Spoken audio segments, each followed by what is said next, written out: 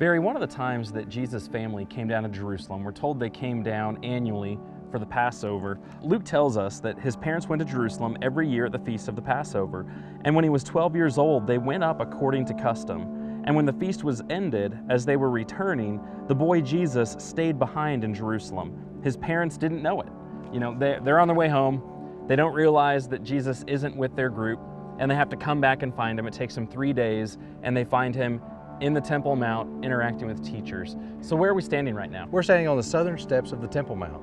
And so the Jews of that time, when they came to Jerusalem, they would have come up these steps into the temple so that they could have taken care of what they need to do here. Okay, so these steps that we're standing on are first century steps.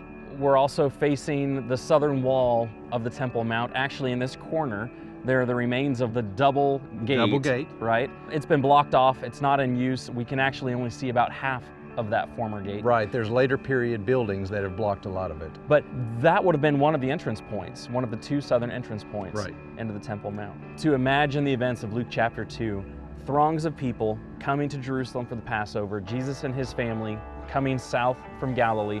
They would have been accessing the Temple Mount. They would have been sacrificing.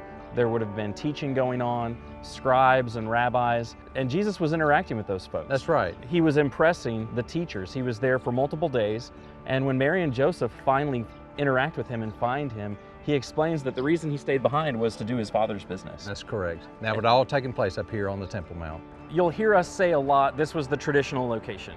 You'll hear us say it was somewhere in this area. But there were two primary entrances into the Temple Mount. Some think one was used for an entrance and one was used for an exit. That's even better for us because that's easy to say.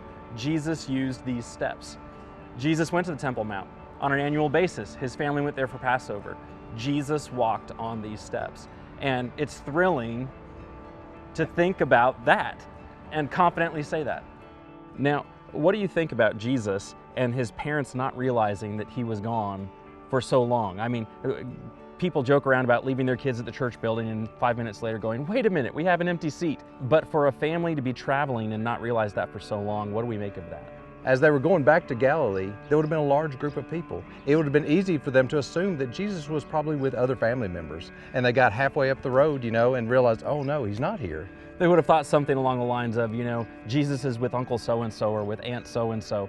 And after tracking that down, they realized, wait a minute, Jesus is not with Uncle or Aunt, he's back in Jerusalem. He was. They found him here in the temple talking to the priests and the scribes. That's right, so you have a 12-year-old boy interacting with these men that have made it their life's work to understand the law, to understand the rabbinical teachings. And this 12-year-old boy is interacting with them, astounding the people that are listening to him.